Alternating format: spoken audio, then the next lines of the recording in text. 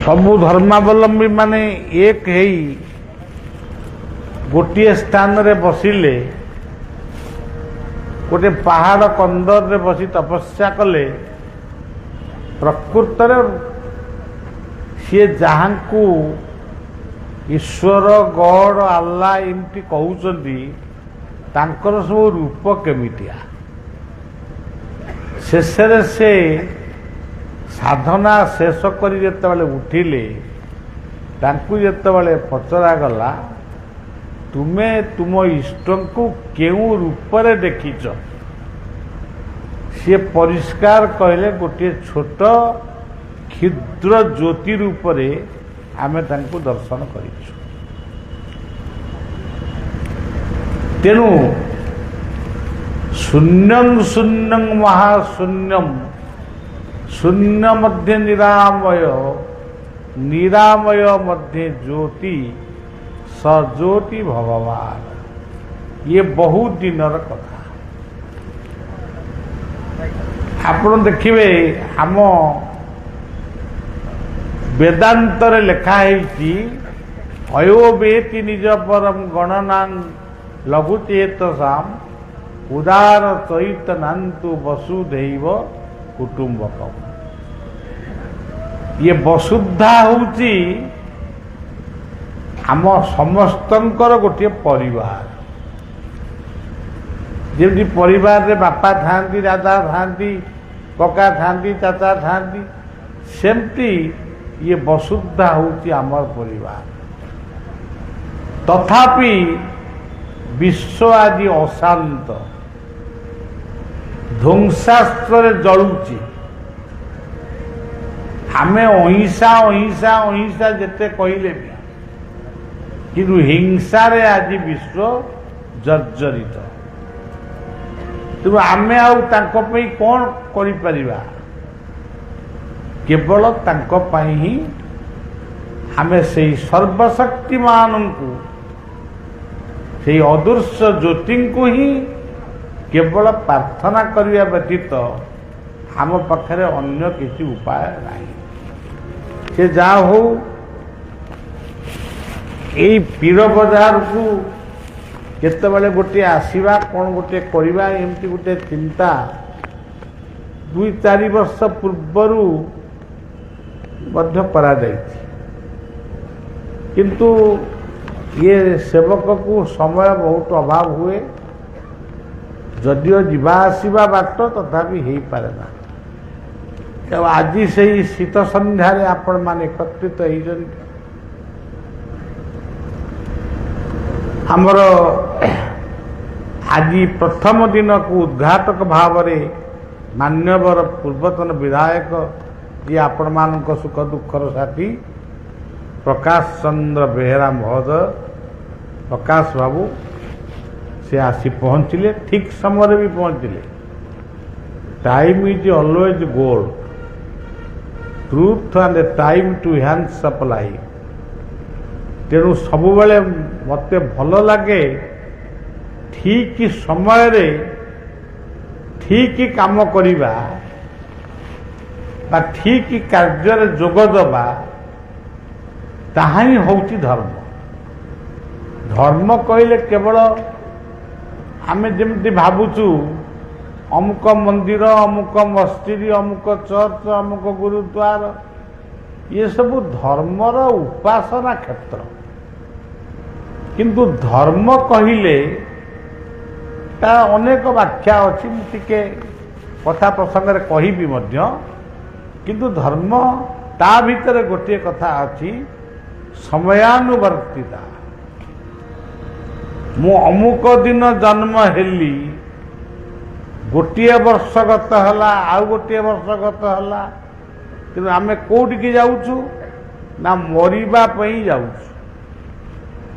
जन्म हूँ मृत्यु पर्यंत जीवर जन्म हूँ मृत्यु पर्यंते जीवर धर्म बोली एते।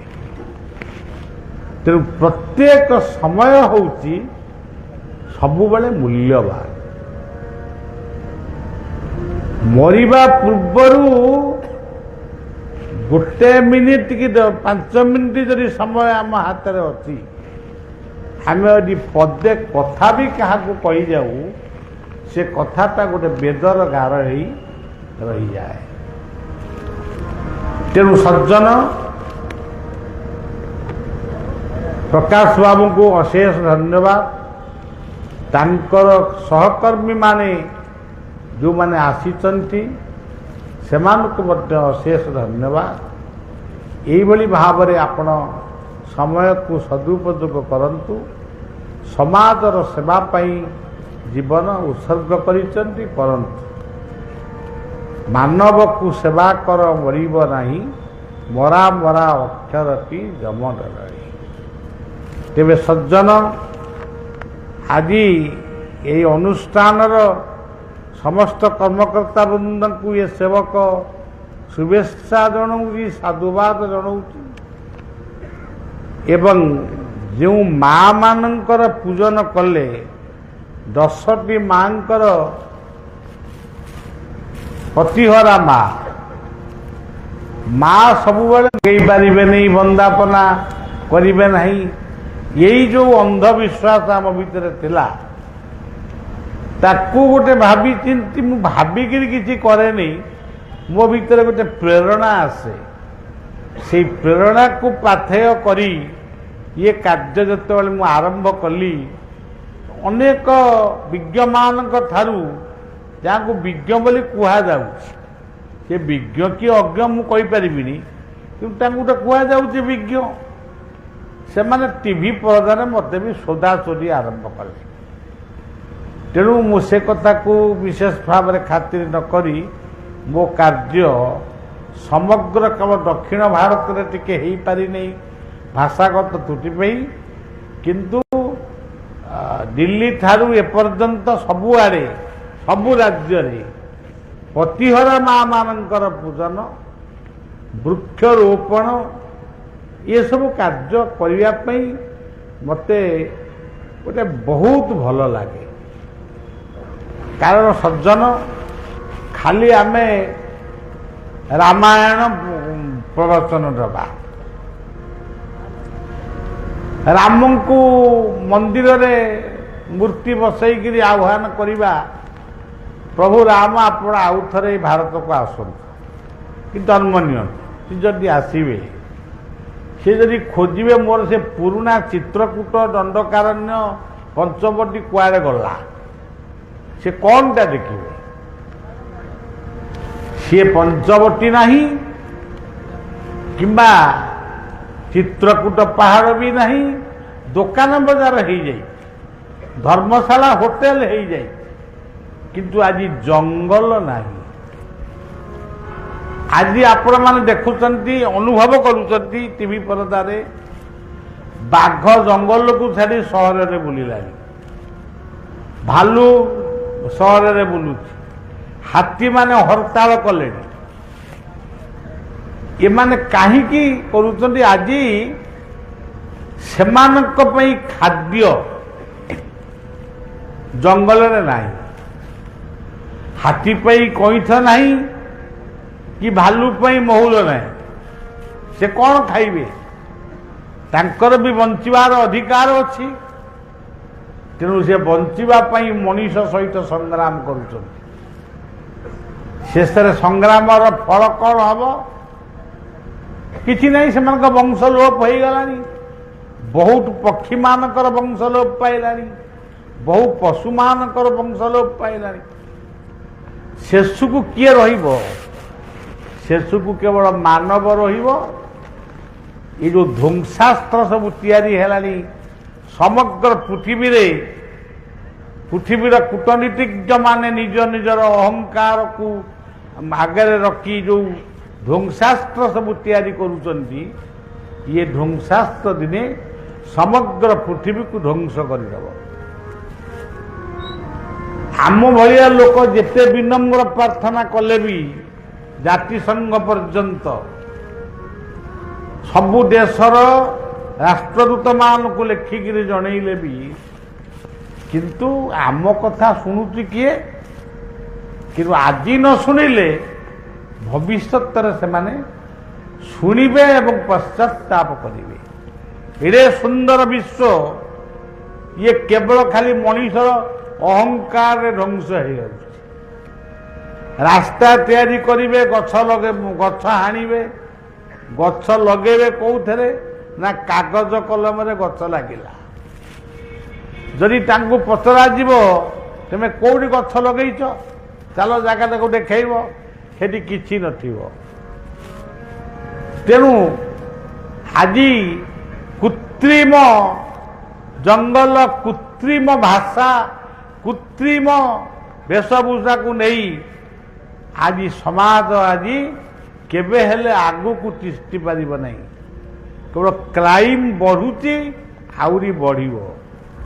ଆଜି ମଦ୍ୟର ବନ୍ୟା ଛୁଟୁଛି, ମାଦକର ବନ୍ୟା ଛୁଟୁଛି, କେହି କାହାରିକି ମାନିବା ପାଇଁ ପ୍ରସ୍ତୁତ ନୁହେଁ।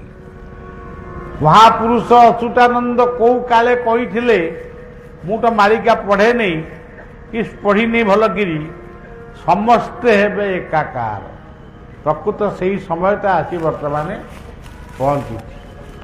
ଭାଗବତର ଗୋଟିଏ ପଦ ମୋର ମନେ ପଡ଼ୁଛି, କାରଣ ଆପଣମାନେ ଏଠି ସବଜେକ୍ଟ ରଖିଛନ୍ତି ମାନବ ଧର୍ମର କଥା। ଯହୁଁ ମାନବ ସୃଷ୍ଟି କଲା, ତହୁଁ ବିଶ୍ରାମ ସର୍ବ ଲୀଳା। ଯହୁଁ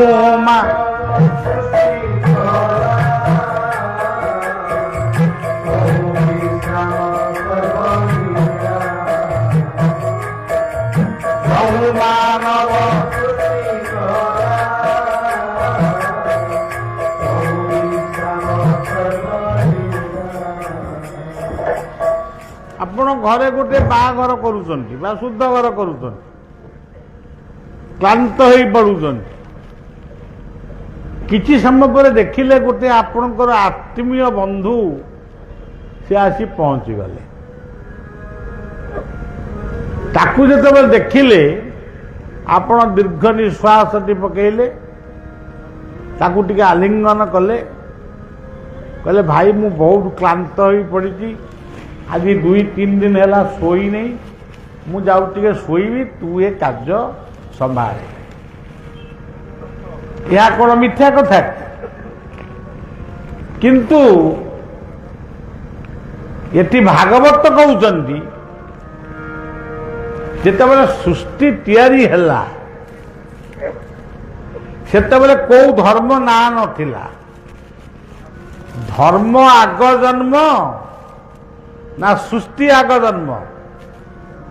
ଯଦି ଏ ପ୍ରଶ୍ନ ଯଦି ଆଜି ପ୍ରତ୍ୟେକ ଧର୍ମାବଲମ୍ବୀ ମାନଙ୍କୁ ଆମେ ପଚାରିବା, ଧର୍ମ ଆଗ ଜନ୍ମ ନେଇଛି ନା ଆମେ ଆଗ ଜନ୍ମ ନେଇଛୁ? ପ୍ରଥମେ ଧର୍ମ ହିଁ ଜନ୍ମ ନେଇଥିଲା। ସେ ଧର୍ମ କିଏ? ପ୍ରଥମେ ଏଇ ନିରାକାର, ଏଇ ମହାଶୂନ୍ୟ ଭିତରେ ଯେତେବେଳେ ଗୋଟେ ଆଲୋକ ବର୍ତ୍ତିକା ଜନ୍ମ ନେଲା, ସୂର୍ଯ୍ୟ ରୂପରେ, ଚନ୍ଦ୍ରମା ରୂପରେ, ତାପରେ ପୃଥିବୀ ସୃଷ୍ଟି ହେଲା।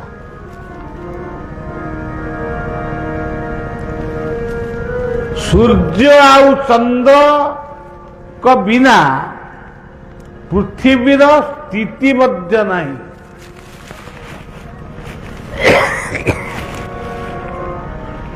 ସୂର୍ଯ୍ୟ ଚନ୍ଦ୍ରଙ୍କ ପରେ ଜନ୍ମ ନେଲେ ପବନ, ସୂର୍ଯ୍ୟଙ୍କ ଠାରୁ ଜନ୍ମ ନେଲେ ଅଗ୍ନି, ପୃଥିବୀରେ ଜନ୍ମ ନେଲେ ସମୁଦ୍ର। ଆଚ୍ଛା କୁହନ୍ତୁ ସଜ୍ଜନ, ଇଏ ସବୁ କଣ? ସୂର୍ଯ୍ୟ କଣ? ବର୍ତ୍ତମାନ ବିଜ୍ଞାନ ଯୋଉମାନେ ପଢୁଛନ୍ତି, ସୂର୍ଯ୍ୟ ହିଲିୟମ ହାଇଡ୍ରୋଜନ ଗ୍ୟାସଟା। ସମୁଦ୍ର କଣ? ସବୁ ଠକ୍ ଠାକ୍ ଉତ୍ତର ଦେଇ ଦଉଛନ୍ତି। କିନ୍ତୁ ଗୋଟିଏ ସୂର୍ଯ୍ୟ ସେମାନେ ସୃଷ୍ଟି କରିପାରିବେନି। କୁହନ୍ତୁ ସଜ୍ଜନ, ଯେଉଁଦିନ ପ୍ରଥମେ ଇଏ ସୃଷ୍ଟିରେ ମଣିଷ ବି ଜନ୍ମ ହେଇନଥିଲେ, ପଶୁପକ୍ଷୀ ବି ଜନ୍ମ ନେଇନଥିଲେ, ପ୍ରଥମେ ସେଇ ଶୂନ୍ୟ ଆକାଶରେ ଜନ୍ମ ନେଇଥିଲେ ସୂର୍ଯ୍ୟ ଆଉ ଚନ୍ଦ୍ରମା। ରସଃ ମତ୍ସୁ କୌନ୍ତେୟ ପ୍ରଭାସ୍ମି ଶଶି ସୂର୍ଯ୍ୟ। ଏଇ ସୂର୍ଯ୍ୟ ଚନ୍ଦ୍ରଙ୍କ ପରେ ରସ ସୃଷ୍ଟି ହେଲା। ସେଇ ରସର ଅନ୍ତର୍ଭୁକ୍ତ ହେଉଛି ସମୁଦ୍ର, ମେଘ, ବୃକ୍ଷ, ତରୁ, ତୃଣ, ଲତାର କ୍ଷୀର, ପଶୁ ପକ୍ଷୀ, ମଣିଷ ଭିତରେ ସୃଷ୍ଟି ହେଇଥିବା ରକ୍ତ, ଲୁହ, ଲହୁ, ଝାଳ, ଇଏ ସବୁ ସୂର୍ଯ୍ୟ ଚନ୍ଦ୍ରଙ୍କ ପରେ ଜନ୍ମ ନେଲେ। ଗୋଟିଏ ସୂର୍ଯ୍ୟ କୋଟି କୋଟି ନକ୍ଷତ୍ରକୁ ଯଦି ଆଲୋକ ଦେଇପାରେ, ସେ ଗୋଟିଏ ସୂର୍ଯ୍ୟ, ତାହେଲେ ଭଗବାନ କେମିତି ଚାରି ପାଞ୍ଚଟି ହେଲେ?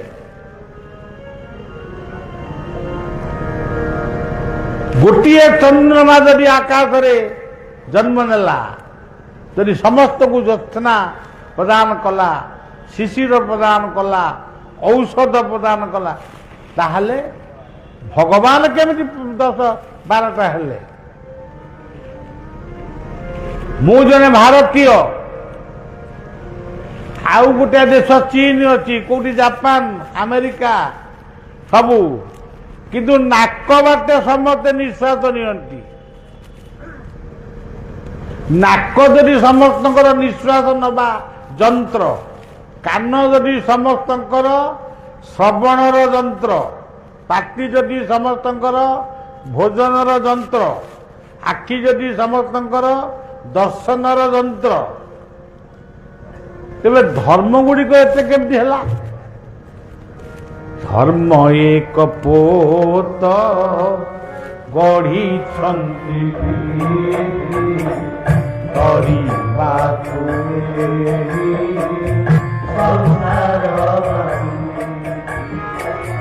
ଧର୍ମ ଏକାଶୀ ମହତ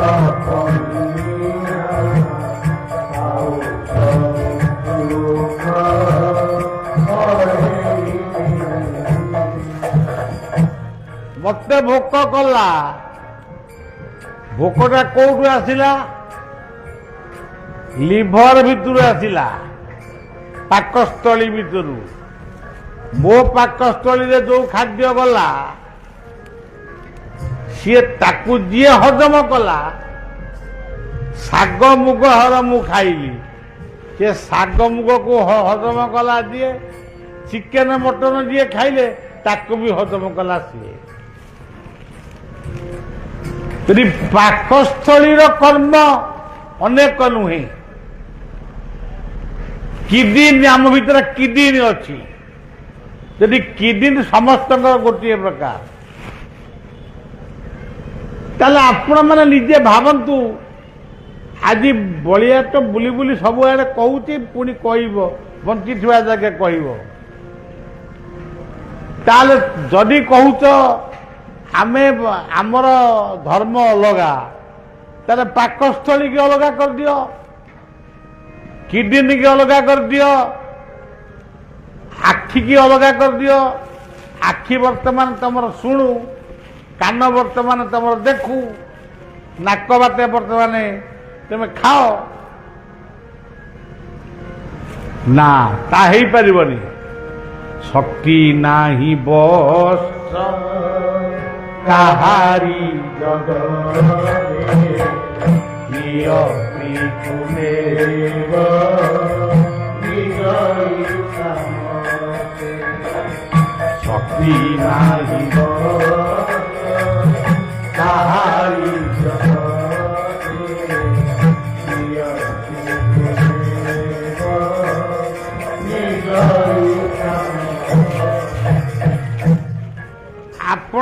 ପାରିବେନି, କେହି ପାରିବନି, କେହି ପାରିବେନି। ଯାହା ସେଇ ସର୍ବଶକ୍ତିମାନ ସେଇ ଅଦୃଶ୍ୟ ଜ୍ୟୋତି ସେ ଯାହାକୁ ଯାହା ଗଢ଼ିଛି, ମୁଁ ଦି ଗୋଡ଼ିଆ ପ୍ରାଣୀ, ମୁଁ ଦି ଗୋଡ଼ରେ ଚାଲିବି। ଯଦି ମୁଁ ଚାହିଁବି ନାହିଁ ବଳଦ ଦି ଗୋଡ଼ରେ ଚାଲିପାରିବ? କୁକୁର ଏମିତି ବୋବେଇବ, କୁକୁଡ଼ା ଏମିତି ବୋବେଇବ। ସେ ବୋବାଳିଟାକୁ, ସେ ରାବକୁ ତମେ କେହି ପରିବର୍ତ୍ତନ କରିପାରିବ? ଅନୁକରଣ କରିବ, କିନ୍ତୁ ପରିବର୍ତ୍ତନ କରିପାରିବ। ତେଣୁ ସେଥିପାଇଁ ଆମ ଓଡ଼ିଆ କବି ଲେଖିଛନ୍ତି, ନଦୀ ବନଗିରି ଭୀମକାନ୍ତ ତୁମରି କଟାକ୍ଷ গায়ে এ বিশ্ব ভারতী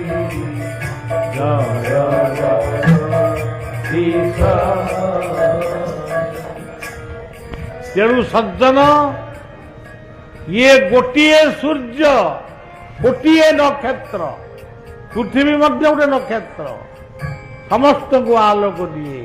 ଚନ୍ଦ୍ରମା ସମସ୍ତଙ୍କୁ ଜ୍ୟୋତ୍ସ୍ନା ଦିଏ, ଆଲୋକ ଦିଏ। ତେଣୁ ସଜ୍ଜନ, ମୋ ମୁଣ୍ଡରେ ଯାହା ଅଛି ଆପଣମାନଙ୍କ ମୁଣ୍ଡରେ, ସମସ୍ତଙ୍କ ମୁଣ୍ଡରେ ସେଇଆ ହିଁ ଅଛି। କିଏ ଟିକେ ଉନ୍ନତ, କିଏ ଟିକେ ଅନୁନ୍ନତ। ମୋ ମୁଣ୍ଡରେ କ'ଣ ଅଛି, କେତେ କଥା ଅଛି, ମୁଁ ତାକୁ କ'ଣ କହିବି?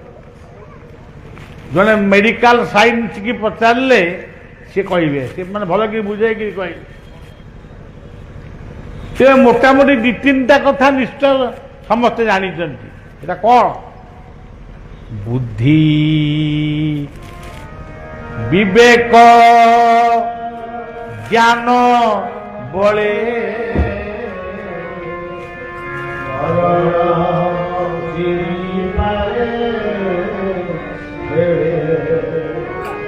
বুদ্ধি বিবেক জ্ঞান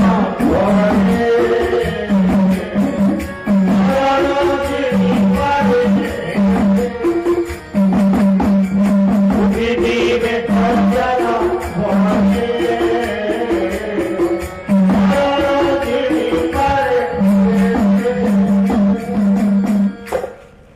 বুদ্ধিকু করি ঠাকুর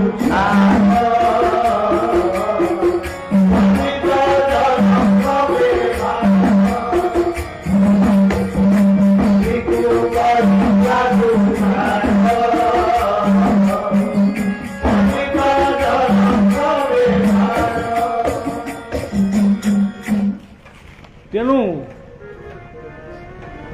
ଭାରତୀୟଙ୍କ ମୁଣ୍ଡ ହଉ, ଆମେରିକାନ ମାନଙ୍କ ମୁଣ୍ଡ ହଉ, ସବୁ ମୁଣ୍ଡରେ, ଆମ ମୁଣ୍ଡରେ ଯାହା ତାଙ୍କ ମୁଣ୍ଡରେ ସେଇଆ। କିନ୍ତୁ କିଏ ଏଇ ମୁଣ୍ଡର ବୁଦ୍ଧି ବିବେକ ଜ୍ଞାନ କାହାକୁ ଗରିବ କରିଛି, କାହାକୁ ବଡ଼ ଲୋକ କରିଛି, କାହାକୁ ବୈଜ୍ଞାନିକ କରିଛି, କାହାକୁ ଦାର୍ଶନିକ କରିଛି, କାହାକୁ ସନ୍ଥ କରିଛି, କାହାକୁ ବି ଚୋର ବି କରିଛି। କିନ୍ତୁ ଏଇ ମୁଣ୍ଡ କରିଛି। ତେଣୁ ସେଥିପାଇଁ ନାଁଟିଏ ଦିଆଗଲା, ମାନବ,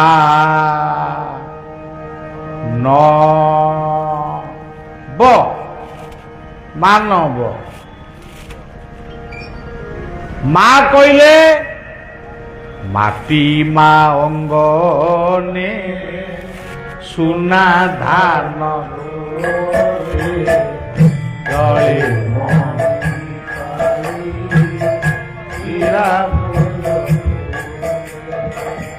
মাটি মা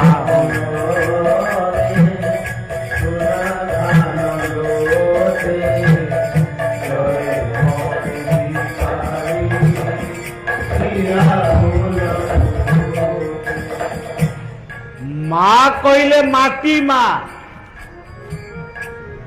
ये माटी मा कोଳରେ କିଏ ନାହାନ୍ତି, ଏଇ ମାଟି ମା କୋଳରେ ଅଛନ୍ତି। ମନ୍ଦିର ଅଛି, ମସଜିଦ ଅଛି, ଚର୍ଚ୍ଚ ଅଛି, ଗୁରୁଦ୍ୱାର ଅଛି, ସବୁ ଏଇ ମାଟି ମାର କୋଳରେ ଅଛି। ଇଏ ମାଟିକି କିଏ କହୁଛି ମା, କିଏ କହୁଛି ମାଟି। ସେ ମା କହୁନି, ମାଟି କହୁଛି, କିନ୍ତୁ ଇଏ ମାଟି। ଆମେ ସମସ୍ତେ ଜନ୍ମ ହେଇଛୁ, କାହା ଗର୍ଭରୁ ଜନ୍ମ ହେଇଛୁ? ମାର ଗର୍ଭରୁ। ଆମେ ସମସ୍ତେ ବଞ୍ଚିଛୁ। ପ୍ରଥମେ ଆମେ କଣ ଖାଇକିରି ବଞ୍ଚିଥିଲୁ? ଭାତ ଡାଲି ତରକାରୀ ଖାଇଥିଲୁ ନା ମା ସ୍ତନର କ୍ଷୀର ଖାଇଥିଲୁ? ତାହେଲେ ଲକ୍ଷ୍ମୀ କିଏ? ସେ ହଉଛି ମା। ମାର ସ୍ତନରେ ଯୋଉ କ୍ଷୀର ଥିଲା ତାକୁ କଣ ଆମେ ସୃଷ୍ଟି କରିଥିଲୁ?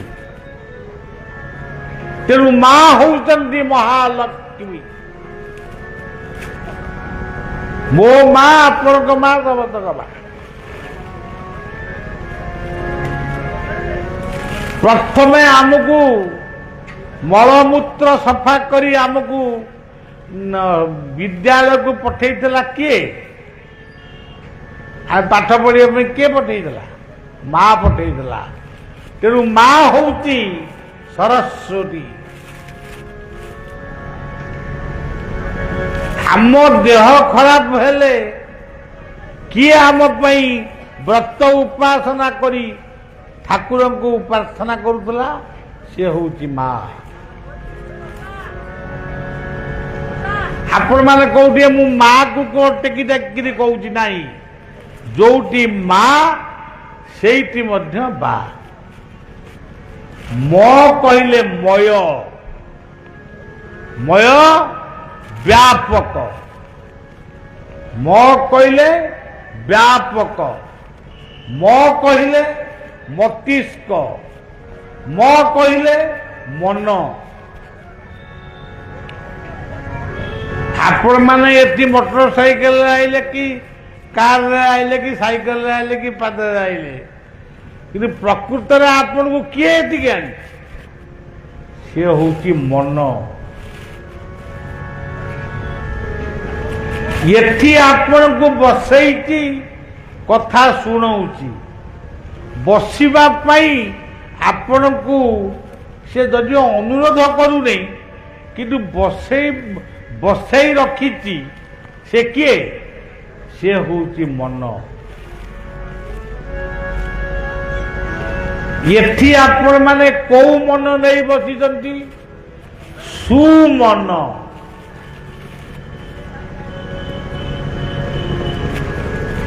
ଇଏ ସତସଙ୍ଗ ପରେ ଆପଣ ଘରକୁ ଯିବେ,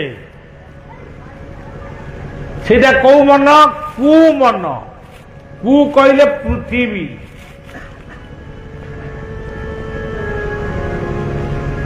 ଗୋଟିଏ କାମ ସଇଲେ ଆଉ ଗୋଟିଏ କାମ କରିବା ପାଇଁ ମନ ହେଲା, ଏଇଟା କୋଉ ମନ? ବିମନ।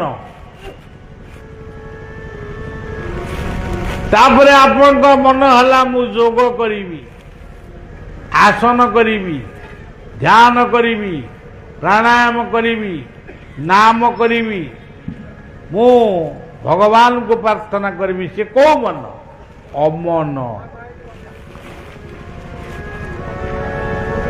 ମନ, ସୁମନ, କୁମନ, ବିମନ, ଅମନ। ଆପଣ ଏଇଠି ବସିଛନ୍ତି, ମନ ଯାଇ ବୃନ୍ଦାବନରେ। ତେଣୁ ସଜ୍ଜନ, ଏଇ ମନ ବୃନ୍ଦାବନ, ଏଇ ମନ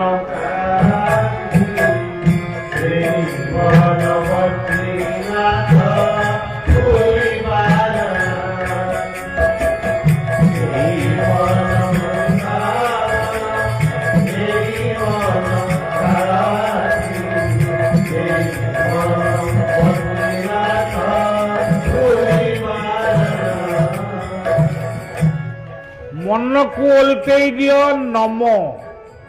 ନମ କହିଲେ ନମ୍ରତା। ଯେଉଁଠି ନମ୍ରତା ନାହିଁ ସେଠି ମଣିଷ ପଣିଆ ବି ନାହିଁ। ତେଣୁ ଭାଗବତରେ ବି କହିଲେ ମନୁଷ୍ୟ ଦେହେ ଦିବ୍ୟ ଜ୍ଞାନ ଦେଖି ସନ୍ତୋଷ ଭଗବାନ। ଆଜି ମଣିଷ ମଙ୍ଗଳ ଗ୍ରହକୁ ଗଲାଣି। କିଏ ତାକୁ ନେଲା? ଏଇ ମନର ବିଜ୍ଞାନ, ମନର ଜ୍ଞାନ, ମନର ଏକାଗ୍ରତା, ମନର ସଂକଳ୍ପ। ଏଠି ପୀର ବଜାରରେ ଏଠି ଇଏ କାର୍ଯ୍ୟକ୍ରମକୁ କିଏ କଲା? ହଁ, କେତେ ଜଣ ମଣିଷ ବାହାରିକିରି କରିଛନ୍ତି। କିଏ କରିଛି? ମନର ସଂକଳ୍ପ। ତନ୍ମେ ମନ ଶିବ ସଂକଳ୍ପମସ୍ତୁ। ତେଣୁ ମ କହିଲେ ପୃଥିବୀର ସବୁ ମସ୍ତିଷ୍କ, ଛେଳି କୁକୁଡ଼ା ଗାଈ ଗୋରୁ ପର୍ଯ୍ୟନ୍ତ,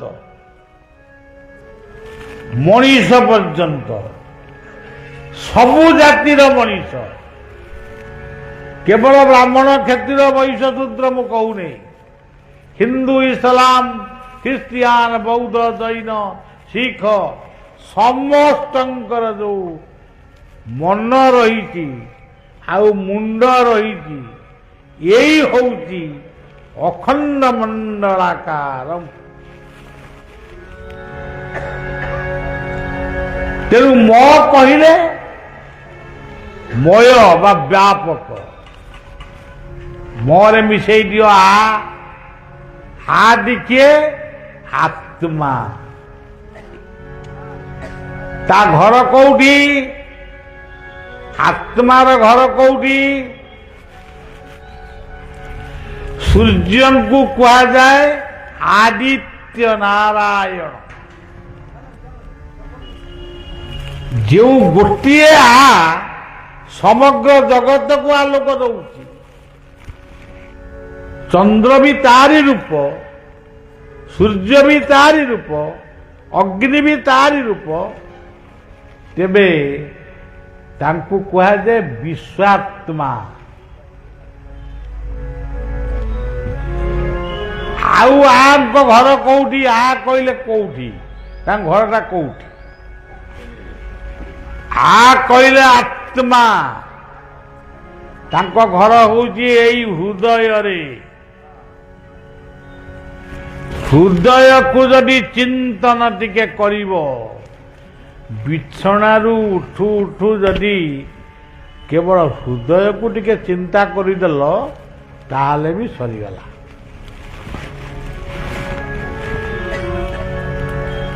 ତେଣୁ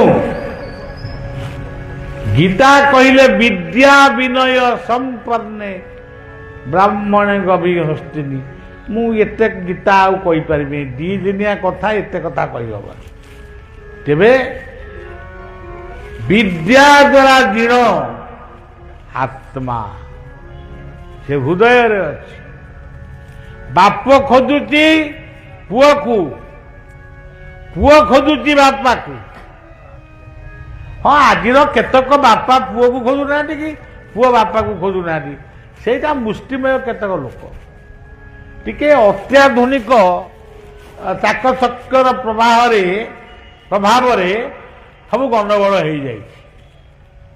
କିନ୍ତୁ ପୁଣି ଫେରିବେ। ବାପା ଖୋଜିବ ପୁଅକୁ, ପୁଅ ଖୋଜିବ ବାପାକୁ। ଏଇ ଯୋଉ ବାପ ପୁଅକୁ ଖୋଜୁଛି କି ପୁଅ ସ୍ୱାମୀ ସ୍ତ୍ରୀ କି ଖୋଜୁଛି କି ସ୍ତ୍ରୀ ସ୍ୱାମୀ କି ଖୋଜୁଛି, ଯୋଉଠି ଖୋଜା ଖୋଜି ହଉନାହାନ୍ତି ସେଟା ଅଲଗା କଥା।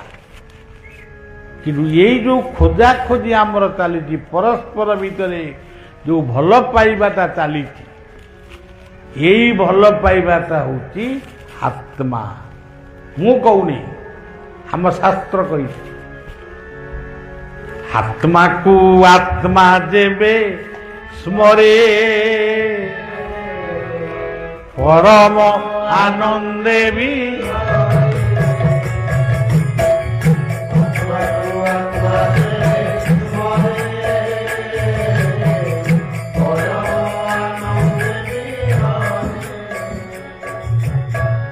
ଆପଣ ଦେଖନ୍ତୁ ଏଇ ଯୋଉ ଖୋଜା ଖୋଜି ହଉଛନ୍ତି, ଆଉ କେତେକ କହୁଛନ୍ତି ଖାଲି ଆତ୍ମାକୁ ଦେଖ।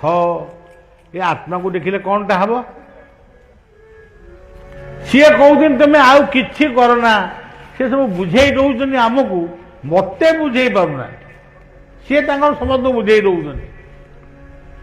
ଦେହର ମିଥ୍ୟା ସକଳ ସମ୍ପର୍ଣ୍ଣମ୍ ବିଭବ ଜ୍ଞାନ ମିଥ୍ୟା ସୁତ କନ୍ୟା ଭାତୃଷ୍ଠ ଭଗିନୀ ଭାତୃ ପିତୃ ମିଥ୍ୟା ସୁସଜ୍ଜା ସମ୍ପଦଂ ଧନାନଂ ପଦୁବି ଗୌରବ ମିଥ୍ୟା ମିଥ୍ୟା ମିଥ୍ୟା ସକଳସ୍ୱ ମିଥ୍ୟା ବ୍ରହ୍ମମେ କୋପି ସତ୍ୟ। ମୁଁ ଆଗରୁ ଏ ଶ୍ଲୋକ କହୁଥିଲି, ଏବେ ଆଉ କହୁ। ଯଦି ଆକୁ ଇଏ ସବୁଗୁଡ଼ାକ ମିଥ୍ୟା, ତାହେଲେ ଇଏ ମିଥ୍ୟାକୁ ସୃଷ୍ଟି କଲା କିଏ? ମୁଁ ତ ସୃଷ୍ଟି କରିନି। ମୋ ବାପା 14 ପୁତ୍ର ସୃଷ୍ଟି କରିନି। ଯିଏ ସୃଷ୍ଟି କଲା ସିଏ ଗୋଟେ ବଡ଼ ମିଛୁଆଟା। ସିଏ ଯଦି ଜାଣିଲା ଏଗୁଡ଼ାକ ସବୁ ମିଥ୍ୟା, ସୁତ ପୁଅ ମିଥ୍ୟା, ଝିଅ ମିଥ୍ୟା, ସ୍ତ୍ରୀ ମିଥ୍ୟା, ସ୍ୱାମୀ ମିଥ୍ୟା, ଧନ ସମ୍ପତ୍ତି ମିଥ୍ୟା, ସବୁତ ମିଥ୍ୟା, ତାହେଲେ ତାକୁ ସୃଷ୍ଟି କଲା କିଏ? କଣ କିଏ ମୁଁ ଦରଖାସ୍ତ ଦେଇଥିଲି ତୁମେ ପ୍ରଭୁ ଆକୁ ସୃଷ୍ଟି କର? ନା, ଆମକୁ ଜବରଦସ୍ତି ଆରେଷ୍ଟ କରାହଉଛି। ତମେ ଆଉ କୁଆଡକୁ ଯାଇପାରିବନି, ପୁଅ ବେଙ୍ଗ ହେଇକରି ରୁହ। କୂପ ଭିତରେ ବେଙ୍ଗ ପଶିଲେ ଏମିତି କାହାକୁ ଆଉ ଡେକି ପାରେନି। ଆମକୁ ଜବରଦସ୍ତି ସେଇଆ କୁହାଯାଉଛି। କିନ୍ତୁ ଏତିକି ମନେ ରଖନ୍ତୁ, ପ୍ରକୃତରେ ଆତ୍ମାକୁ ଚିନ୍ତା କର। କୋଉଠି?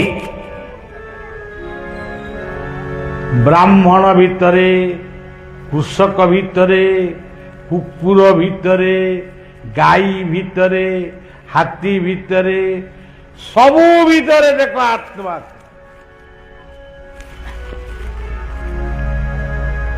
ଯେମିତି ଆମର ପିଲାମାନେ ଗୀତ ଗାଉଛନ୍ତି, ଜଗନ୍ନାଥ ହେ କିଛି ମାଗୁନାହିଁ ତୋତେ। ମୁଁ କହେ ସେ ବନ୍ଦ କରିଦେଲୁ ସେ ଗୀତଟା, ଆମର ବଣା ପୁଣି ଆଣିଟା। ସେ ପୁଣି କହିବେ କଣ? ଧନ ମାଗୁନାହିଁ, ଜନ ମାଗୁନାହିଁ, ମାଗୁଛି ଶରଧା ବାଲିରୁ ହାତେ। ଆଦା ସଜ୍ଜନ, ଆପଣମାନେ ଏତିକି କୁହନ୍ତୁ, ଶରଧା ବାଲିରୁ ହାତେ ନେଇ ଆମେ କଣଟା କରିବୁ? ଚେକାଟା ପକେଇତେ ବସି ପାରିବୁ? ଶରଧା ବାଲିକୁ ଯଦି ଆମେ ମାଗିଲୁ, ଜଗନ୍ନାଥ ଆମକୁ ଶରଧା ବାଲି ଦିଅ, ପୁଣି ହାତେ ଦବ। ଇଏ ହାତେ କଲେ ଏତିକି, ଏତିକିରେ ଆମେ କଣଟା କରିବୁ? ଚେକାଟା ପକେଇବୁ କେମିତି? ଆମ ବେଗ ପତ୍ର ରଖିବୁ କୋଉଠି? ଆମେ ଶୋଇବୁ କୋଉଠି? କଣ କରିବୁ? ନା, ବଳିଆ କହେ ମାଗ, ଭଲ କିରି ମାଗ। ସିଏ ମାଗିବା ପାଇଁ ଏଇ ରୂପ ନେଇଛି। ଦୁଇ ବାହୁ ଟେକିକିରି ଏଇଠି ଅଛି। ସିଏ କହୁଛି ଆରେ ତମର କଣ ଦରକାର ମାଗୁନା? ଖାଲି ଚୋରି ନାରୀ ମଦ ମିଥ୍ୟା, ଚୋରି ନାରୀ ମଦ ମିଥ୍ୟା, ଏଇଆକୁ ଛାଡ଼ିକିରି ଯାହା ମାଗୁଛ ମାଗ, ମୁଁ ତୁମକୁ ଦେବି। ଧନ ମାଗୁଅଛି, ଜନ ମାଗୁଅଛି, ଆଉ କଣ ମାଗୁଛି? ବାଲି ମାଗୁନି, ଶରଧା ପ୍ରେମରୁ କିଛି ଦିଅ। ଶ୍ରଦ୍ଧାବାନ ଲଭତେ ଜ୍ଞାନ। ତେଣୁ ଗୀତଟି ଯିଏ ଲେଖିଛନ୍ତି ସିଏ ମହାନ, ସେ ଗୋଟେ ନିଷ୍କାମ ସଙ୍ଗୀତ ଲେଖିଛନ୍ତି। କିନ୍ତୁ ଆମ ପାଇଁ, ଆମ ମନକୁ ଯାଉଛି, ଆମେ ମନକୁ ଯାଉନି ବୋଲି କାହିଁ କହିବା? ଆମେ ଶୁଣୁଛେ ଯାଉନି, କିନ୍ତୁ ବ୍ୟାଖ୍ୟା କଲାକୁ ମନକୁ ପାଉନି। ତେଣୁ ସଜ୍ଜନ,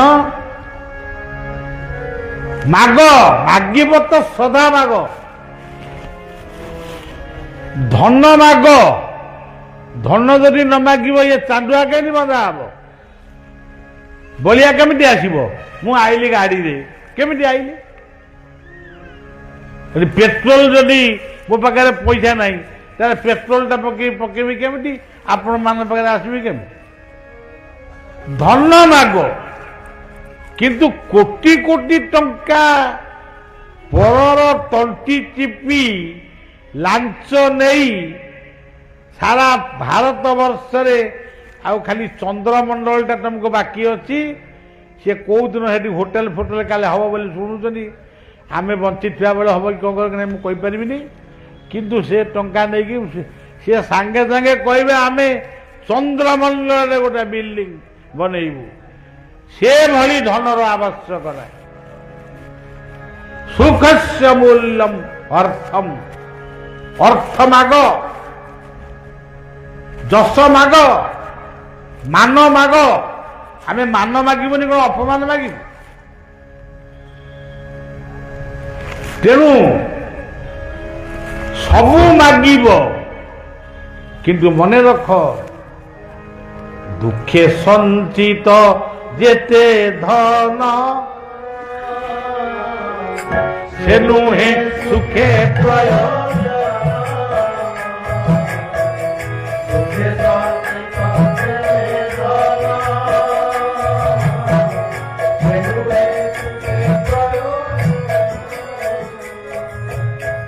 ଦି ସାଙ୍ଗ ମିଶି ବ୍ୟବସାୟ କରିବା ପାଇଁ ଦୂର ବାଟକୁ ଗଲେ। ସେତେବେଳେ ଜଙ୍ଗଲ ମଉଡୁଥିଲା, ମୁଢ଼ି ଚୂଡ଼ା ନେଇକି ଯାଉଥିଲେ। ବର୍ତ୍ତମାନ ମୁଢ଼ି ଚୂଡ଼ା ସପନ ହେଲାଣି, ଚାଓମିନ କ'ଣ ଏଇଟା କ'ଣ କହୁନି, ଏଠି କ'ଣ ମାଗି ଏସବୁ ଚାଲିଲାଣି। ତେଣୁ ଇଏ ବର୍ତ୍ତମାନ ଗୋଟେ ଜାଗାରେ ଚୂଡ଼ା ମୁଢ଼ି ଟିକେ ପାଟିରେ ପକେଇ ଗୋଟେ ଗଛ ମୂଳେ ଶୋଇଛନ୍ତି।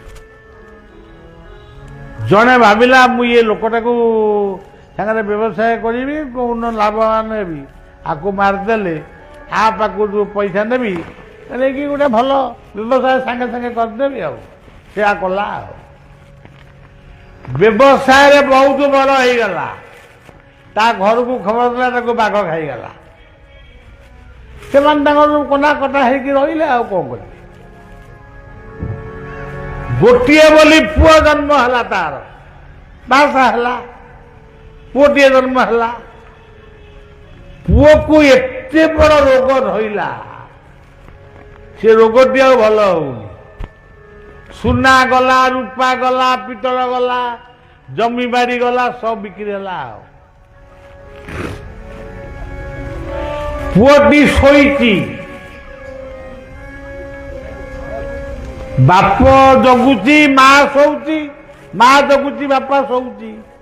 ବାପାର ପାଳି ପଡ଼ିଛି ଶୋଇବା ମାନେ ଜଗିବା ପାଇଁ, ଟିକେ ଘୁମେଇ ପଡ଼ିଛି। ସେତିକି ବେଳେ ସେ ପୁଅ ସେଇ ଯୋଉ ସାଙ୍ଗ ଯାହାକୁ ସେ ଜଙ୍ଗଲରେ ମର୍ଡର କରିଥିଲା, ସେ ଲୋକଟି ଆସି ତାକୁ ଦେଖାଦେଲା। କହିଲା, ଆରେ ତୁ ମତେ ଚିହ୍ନି ପାରୁଛୁ? ମୁଁ କିଏ? ନା, ତତେ ତ ମୁଁ ଚିହ୍ନି ପାରୁଛି, ତୁ ମୋ ସାଙ୍ଗ। ତୁ ମତେ ମାରିକିରି ମୋ ପରିବାରକୁ ବିଚ୍ଛିନ୍ନ କରି ତୁ ଆଜି ବଡ଼ ଲୋକ ଦେଖାଉଛୁ। ମୁଁ ହିଁ ତୋ ପୁଅ ହେଇକି ଜନ୍ମ ହେଇଛି, ଏବଂ ତୁ ଯେତିକି ଅର୍ଥ ମୋଠୁ ଠକିକିରି ନେଇଥିଲୁ ମତେ ମାରିକିରି, ସେ ଅର୍ଥ ଯାକ ସବୁ ଖର୍ଚ୍ଚ ସରିଲାଣି। ଆଉ ଖାଲି ବିସ୍କୁଟ ପ୍ୟାକେଟିଏ ଅଛି, ଖାଇଦେଲେ ମୋ ସୁଧ ମୂଳ ପାଇବି। ତାପରେ ମୁଁ ମୋର ଯିବି, ତୁ ତ ଥିବୁ। ଆଉ ଯଦି କ୍ଷମା ପାଇବା ପାଇଁ ଚାହୁଁଛୁ, ଯା ମୋ ଘରକୁ ଯାଇ ମୋ ସ୍ତ୍ରୀ ପାଦ ତଳେ ପଡ଼ି କହ, ମା ମୁଁ ଭୁଲ କରିଛି। ଭାଗବତ କେମିତି କହୁଛନ୍ତି, ଯେଯାକୁ ମାରେ ସୁଖ ଭୋଳେ, ଯେଯାକୁ ମାରେ ଅନ୍ଧକାରେ, ଯେଯାକୁ ମାରେ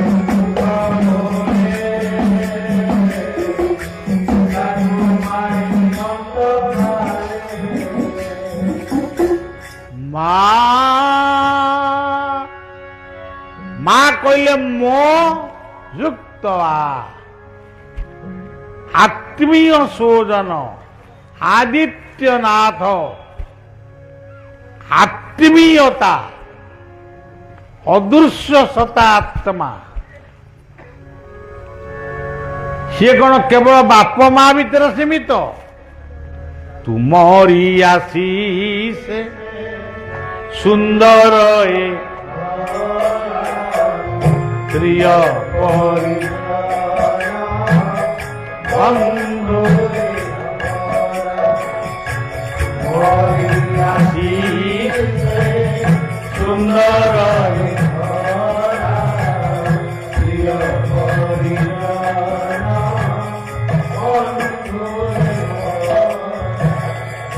ममतार मधु धरे ममतार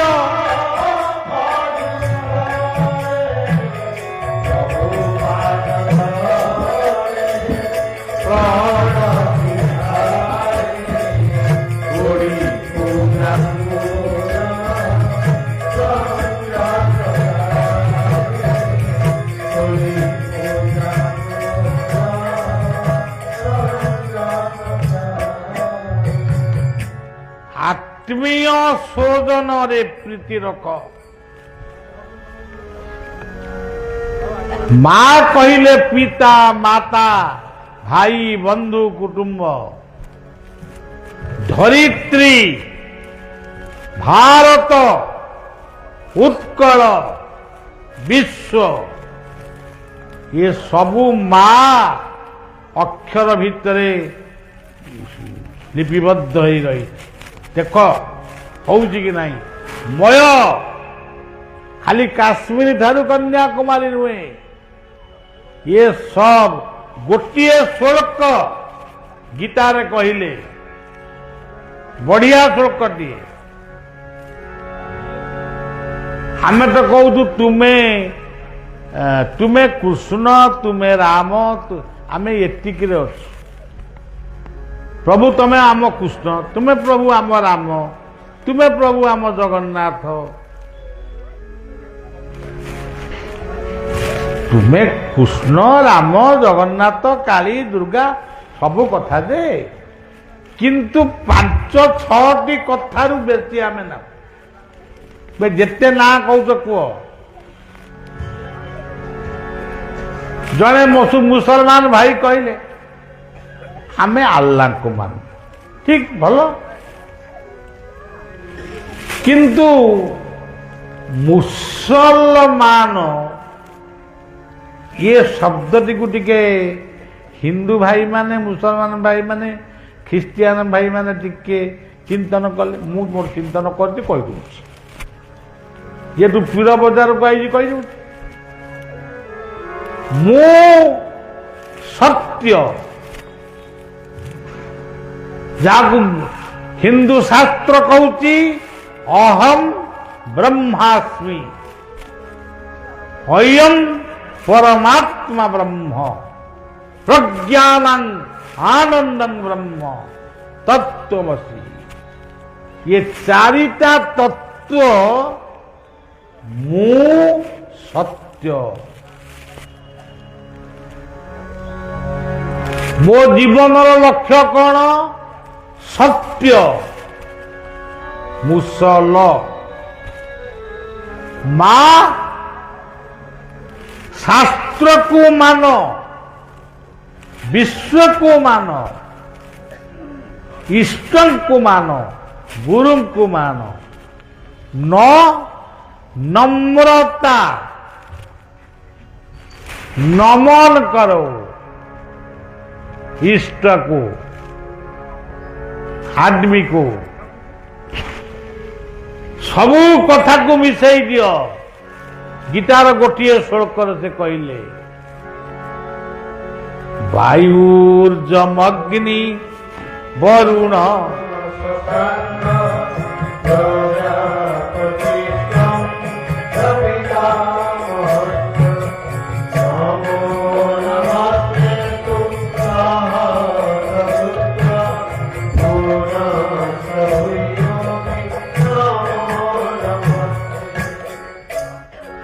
अर्जुन कौन कहले कहले प्रभु तुम्हें मोर वायु पवन पवन जदि न हब आमे कहू पवन किंतु सी कहते निश्वास पवनर अवतार होउचंती निश्वास जदि निश्वासटा बंद हो पवन धरतु 19 मसीहा बात्या भाया बहुत कि आम नाकरू निश्वास बंद आम कौन करूँ फोपड़ा हबु ना पोड़ा हबु पवनर अवतार होउचंती निश्वास मन रखु शब्द सूर्यंकर अवतार होउचंती आम भीतर थिबा ताप ताप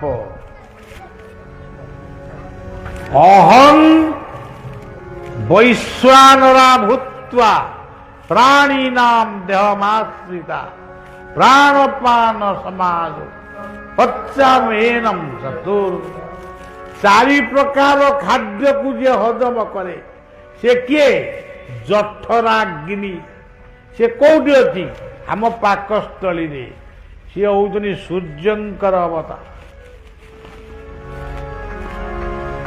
वायुर्जम अग्नि वरुण वरुण कहले समुद्र समुद्र बिना पृथ्वी रहिब मन करा समुद्र कूल आमे बहुत मठ मंदिर मस्जिद चर्च सबू करूँ आपण मैंने जानी 19 मसीहा बात्या कथा सुनामी आईला सब भसे नहीं पड़ेगा तेणु समुद्रर अवतार किए आम भीतर जो लुह रक्त झाड़ यही होउचंती समुद्रंकर अवतार आपण मानकर मेरुदंड जो रही मेरुदंड से मेरुदंड भीतर गोटे स्वच्छ पानी अच्छी से पानी टी होची भवसागर ताकू वाल्ड सी बोली कह सी होउचंती समुद्रंकर अवतार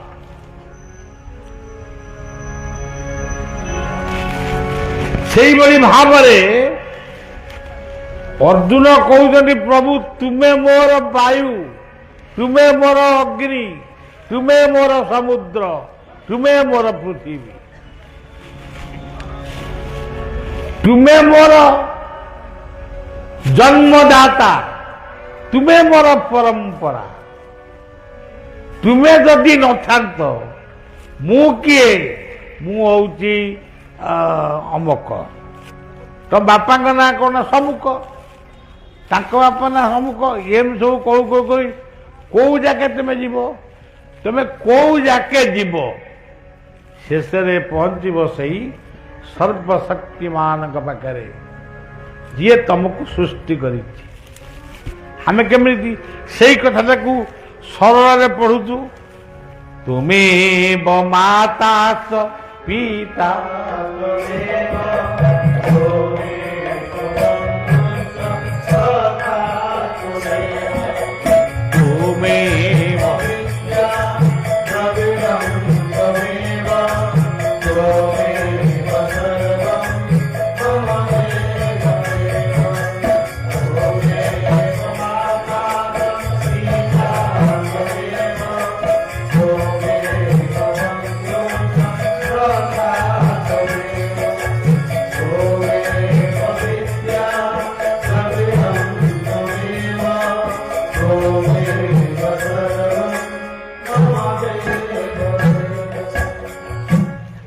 आज समाज रे आमे कहबा ये माँ किसी नुहे बापा किसी नुहे बंधु किसी नुहे अमुक सब कई किसी नुह तमें सब सब जानिच मु हिमालय जीवी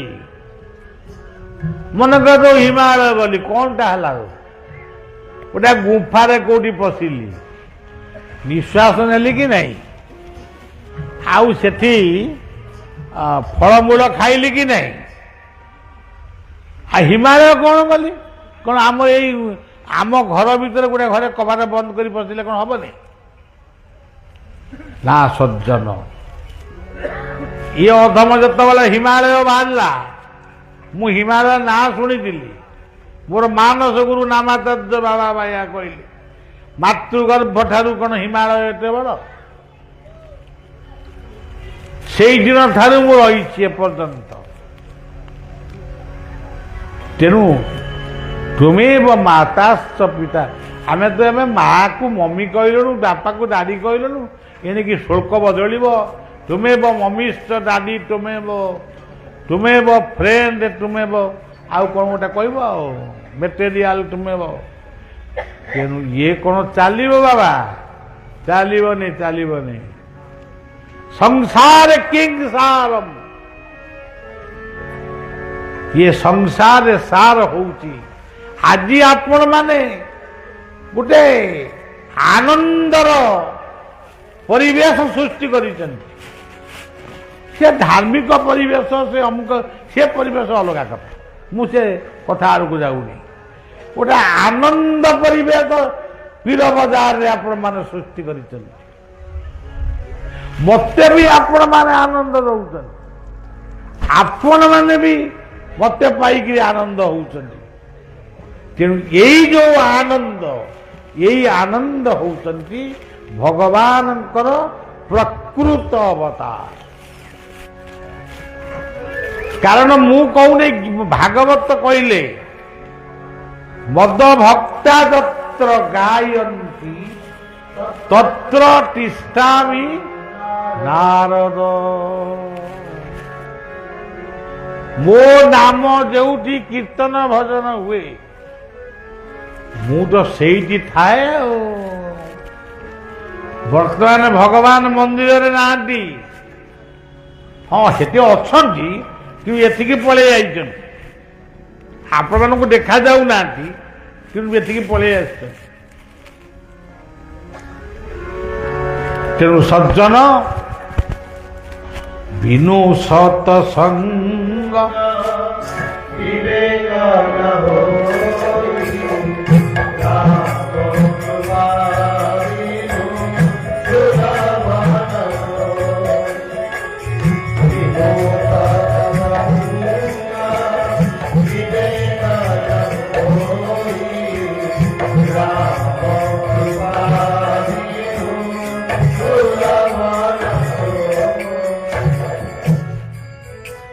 ବିନୁ ସତସଙ୍ଗ ବିବେକ ନ ହୋଇ।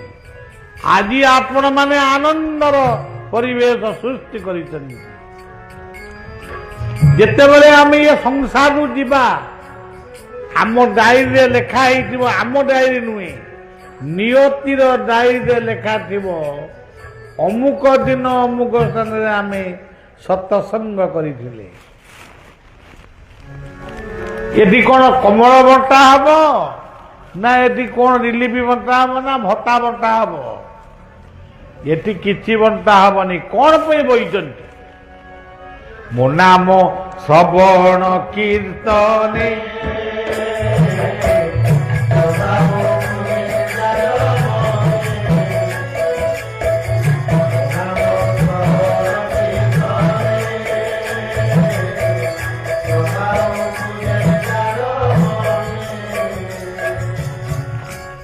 ନାମ ଶ୍ରବଣ କୀର୍ତ୍ତନେ ଶ୍ରଦ୍ଧା ଉପୁଜେ ଯାର ମନେ।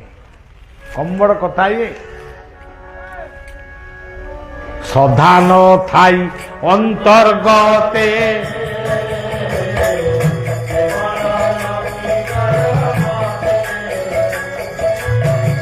ଶ୍ରଦ୍ଧା ନ ଥାଇ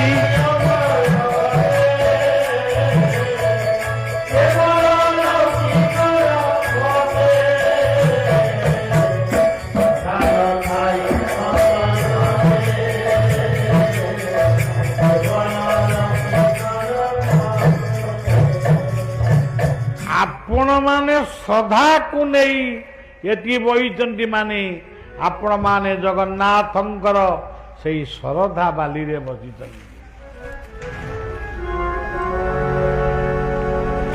ଆପଣମାନେ ଏଠି ତାଙ୍କ କଥା ଶୁଣୁଛନ୍ତି, ମାନେ ସିଏ ଆପଣଙ୍କ କଥା ନିଶ୍ଚୟ ଶୁଣିବେ। ନ ଶୁଣିଲେ ମୁଁ ତାଙ୍କ ନାଁରେ ମକଦ୍ଦମା କରିବି। ତୁମେ ପ୍ରତିଜ୍ଞା କରିଛ ପ୍ରଭୁ, ତୁମେ ଗୀତାରେ ପ୍ରତିଜ୍ଞା କରିଛ, ଗୀତାର 4th ଅଧ୍ୟାୟରେ ପ୍ରତିଜ୍ଞା କରିଛ, ଯେ ଯଥାମାନ୍ ପ୍ରପଦ୍ୟନ୍ତେ ସ୍ତାଂ ତଥୈବ ବଦା ମମ ବର୍ତ୍ତାନୁବର୍ତ୍ତନ୍ତେ ମନୁଷ୍ୟ। ତୁମେ ପ୍ରତିଜ୍ଞା କରିଛ, ମତେ ଯିଏ ଯେଉଁ ଭାବରେ ଡାକେ ମୁଁ ତାକୁ ସେଇଭଳି ଦେଖାଦିଏ। ତୁମେ ପ୍ରତିଜ୍ଞା କରିଛ। ଆଉ ଆଜି ଆମେ ପୀର ବଜାରରେ ବହିଛୁ, ଆପଣଙ୍କୁ ଡାକୁଛୁ, ଆପଣ ଶୁଣିବେନି? ଆମେ ଆମର ଦୁଃଖ କହୁଛୁ, ଆପଣ ଶୁଣିବେନି? ତେଣୁ ସେ ଶୁଣିବେ। ଆମର ସେ ବିଶ୍ୱାସ ରହିବା ଦରକାର, ସେ ଭଲ ପାଇବା ଦରକାର। ତେଣୁ ମା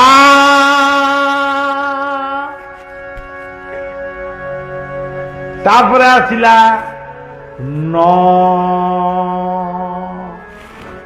ନଟି କଣ? ଆମେ ଗୋଟେ ନରେ ଗୋଟେ ପଦ ପଢୁ, ନମୋ ହିଁ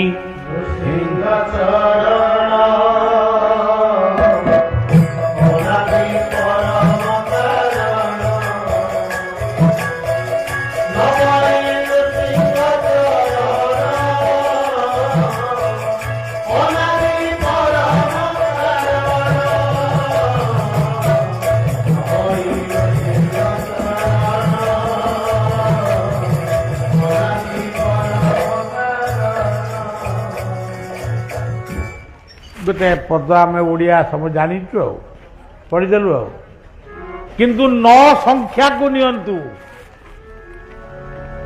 ଆପଣମାନେ ଏଠି ମୋ ପାଇଁ ହଉଛନ୍ତି ବଡ଼ ବଡ଼, ମୋ ପାଇଁ, ଆପଣମାନଙ୍କ ପାଇଁ ମୁଁ ସେବକ, କିନ୍ତୁ ମୋ ପାଇଁ ଆପଣମାନେ ହଉଛନ୍ତି ଧନୀ। ଯେ ନିତ୍ୟ ଇଷ୍ଟ ଧର୍ମ ପାଳେ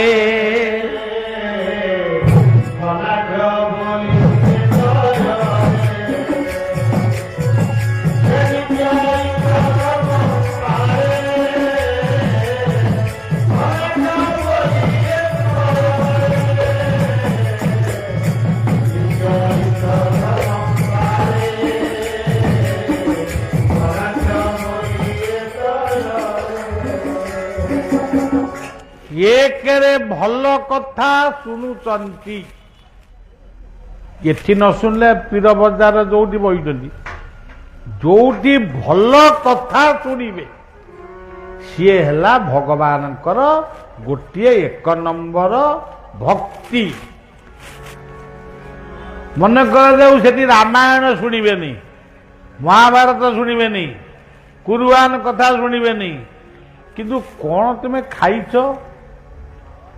ଭଲ କଥା, ପରର ଉପକାର କଥା, ପର ନିନ୍ଦା କରିନାଅ, ପର ଚର୍ଚ୍ଚା କରିନାଅ, ପର ଘର ଭଙ୍ଗା କଥା କହିନାଅ। ତେଣୁ ତମେ ପ୍ରଥମ ଭକ୍ତି କରିଛ ଭଗବାନଙ୍କର। ଶ୍ରବଣମ୍, ଶୁଣିଲ ଭଲ କଥା, 1 ଗଲା। 2ରେ ଏଇଠୁ ଆପଣ ଉଠିଯିବେ, ଆପଣଙ୍କୁ ଯିଏ ପଚାରିବ କୁଆଡ଼େ ଯାଇଥିଲ, କଣ ଶୁଣିଲ, ଆପଣ ତାକୁ ଟିକି ନିକିକିରି କହିବେ ଏଇଆ ଏଇଆ ଶୁଣିଲୁ। ତାମାନେ ସେଇ ଗୋଟାକ ହଉଛି କୀର୍ତ୍ତନ। ଭଲ କଥାକୁ ଯିଏ ପ୍ରଚାର କରେ, ଭଗବାନଙ୍କ ନାମକୁ ଯିଏ କରେ, ସେଟା କୀର୍ତ୍ତନ। ତାକୁ ତ ଆପଣ ଜାଣିଛନ୍ତି, ମୁଁ ବି ଜାଣିଛି, ଆପଣ ବି ଜାଣିଛନ୍ତି।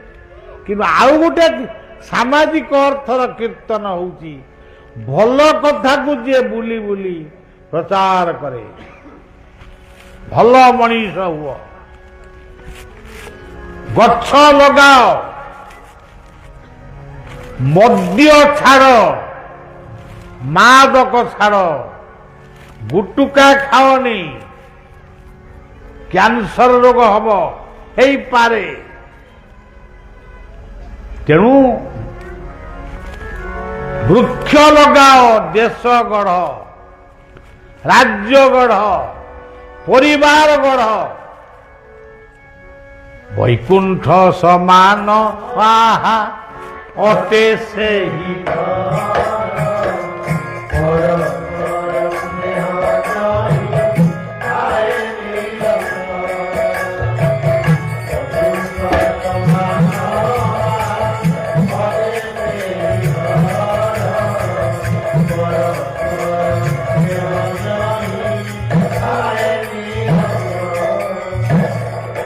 ତେଣୁ ଶ୍ରବଣମ୍ କୀର୍ତ୍ତନମ୍, ଭଲ କଥାର ପ୍ରଚାର କର। ଅର୍ଚ୍ଚନମ୍, ଗୁରୁ ଗୁରୁଜନଙ୍କୁ ସମ୍ମାନ ପ୍ରଦର୍ଶନ କର। ଫୁଲ ଚନ୍ଦନରେ ଖାଲି ପୂଜା କଲେ ହବ, ସେଇଟା ଅଲଗା ପୂଜା, ସେଇଟା ହେଲା ଭଗବାନଙ୍କ ପୂଜା। କିନ୍ତୁ ଆମ ପୂଜା ହେଉଛି ସମ୍ମାନ ପ୍ରଦର୍ଶନ କର। ଲଘୁଜନ ମାନଙ୍କୁ ଶ୍ରଦ୍ଧା କର, ଗୁରୁଜନ ମାନଙ୍କୁ ସମ୍ମାନ ପ୍ରଦର୍ଶନ କର। ଆଉ ମଦ୍ୟ ପିଇକିରି ଢଳି ଢଳିକି ତାଙ୍କ ଉପରେ ପଡ଼ିବ, ସିଗାରେଟ ଖାଇକି ଧୂଆଁ ତାଙ୍କ ମୁହଁକୁ ଛାଡ଼ିବ, ଆଉ ଆଡ଼େ ନମସ୍କାରଟା କରିବ, ସେ କୋଉ ପୂଜାରେ ଯାଏ? ତେଣୁ ଶ୍ରବଣମ୍ କୀର୍ତ୍ତନଂ ସ୍ମରଣଂ, ମଝିରେ ମଝିରେ କଣ ଏଠି ଶୁଣିଲ ସେଟାକୁ ମଝିରେ ମଝିରେ ମନେ ପକେଇବ। ସ୍ମରଣମ୍ ବନ୍ଦନମ୍,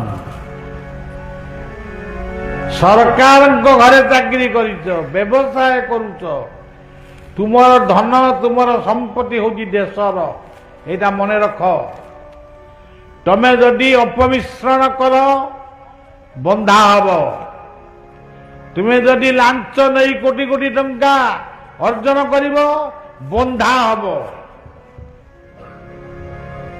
ଆଜି ନହେଲେ କାଲି ବନ୍ଧା ହବ।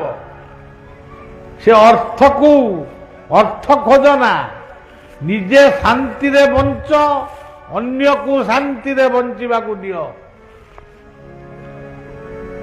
ତେଣୁ ସଜ୍ଜନ ଶାନ୍ତିରେ ବଞ୍ଚ।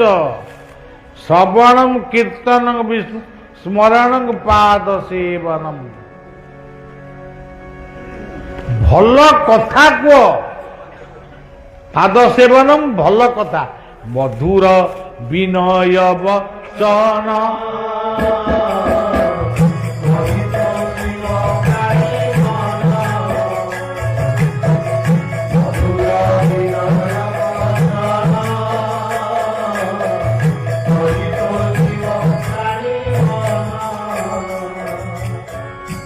ତେଣୁ ଦେଶର ଦାସ ହୁଅ, ଟଙ୍କାର ଦାସ ହୁଅନି। ଟଙ୍କା ଉପାର୍ଜନ କର। ଧନ ଅର୍ଜନି ଧର୍ମ କରି,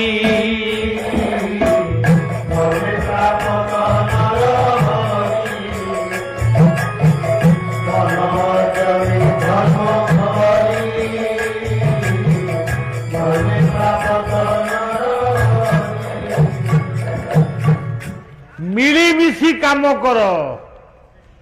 ସହନା ଭବତୁ ସହନୌ ଭୁନକ୍ତୁ ସହ ବୀର୍ଯ୍ୟଂ କରବାବହୈ ତେଜସ୍ବିନାବଧୀତମସ୍ତୁ ମା ବିଦ୍ବିଷାବହୈ। ଆସ ମିଳିମିଶି ଚଳିବା, ବାନ୍ତି କୁଣ୍ଟି ଖାଇବା, ଏକାଠି ବସି ଭଲ ଗପସପ ଟିକେ ହବା।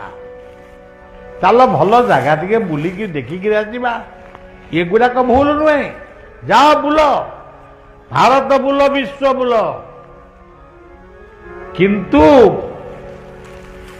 କିନ୍ତୁ ଭୁଲ ରାସ୍ତାରେ ଅର୍ଥ ଉପାର୍ଜନ କରନା।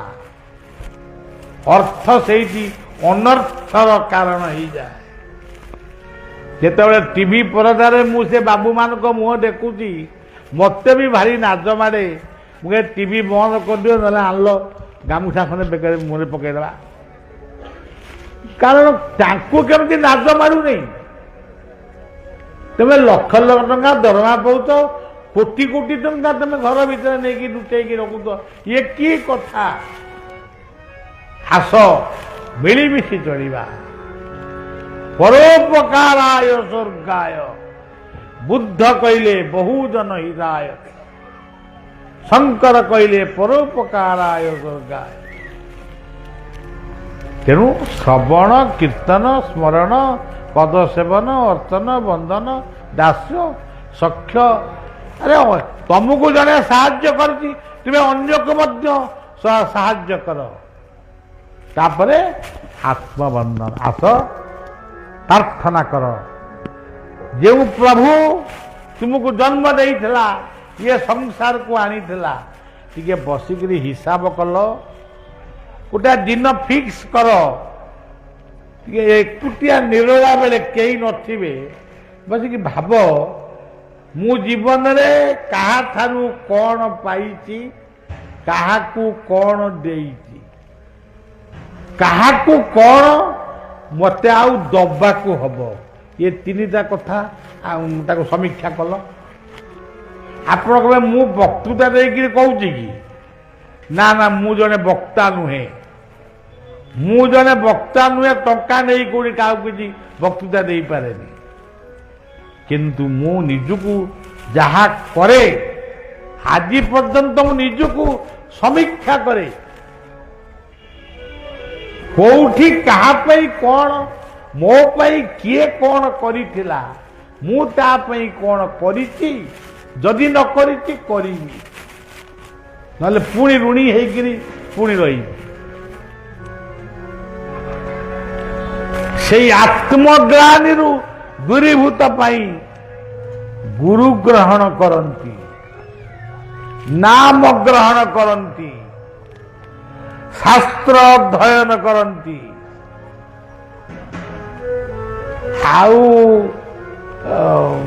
माने किछि पुण्य अर्जन करती ये करी कमल चोरी कर छुंची दान करा नुह तेणु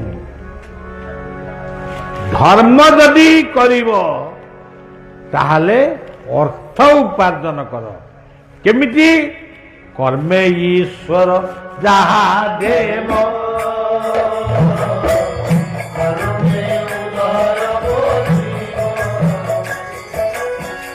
कर्मे ईश्वर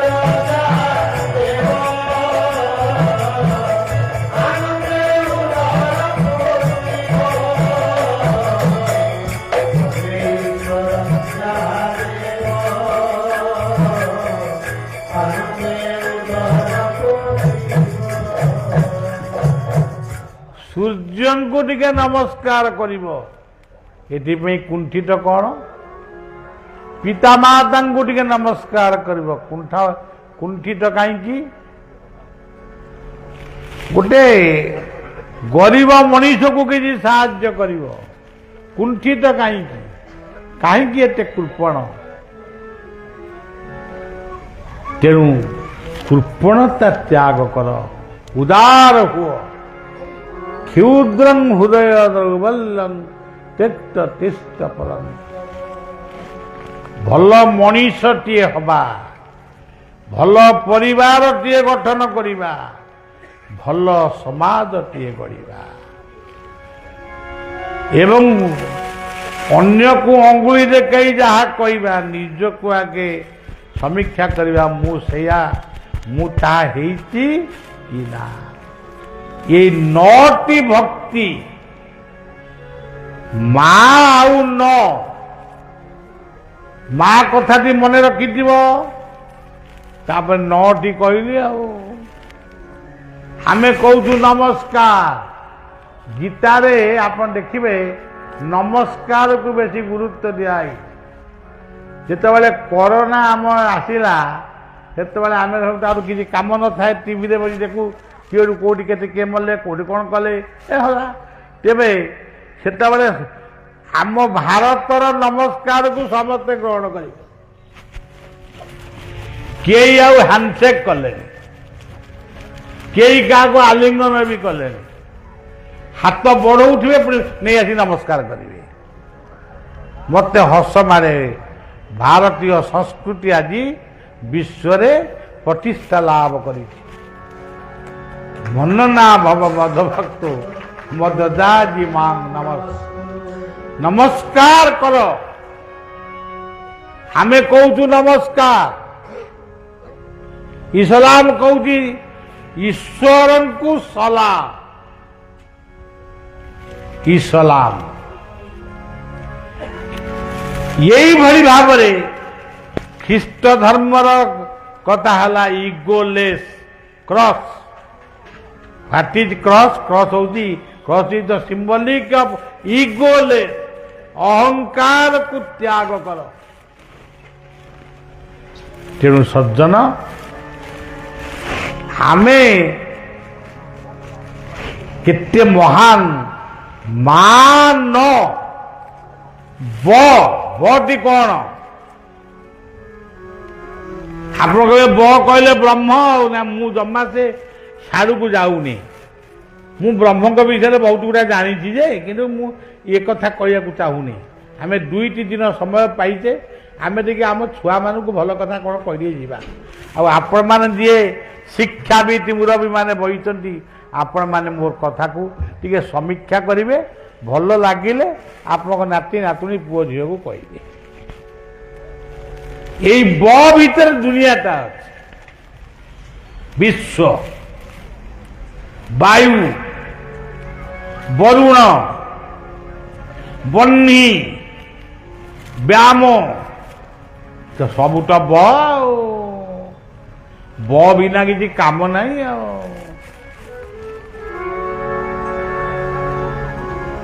ତେଣୁ ଏଇ ବ ଭିତରେ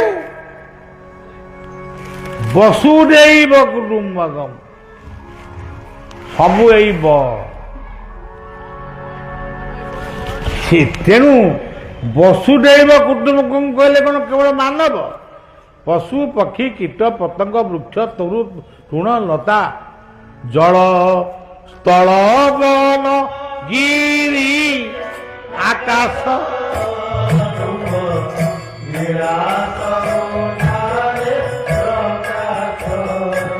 ଜଳ, ସ୍ଥଳ,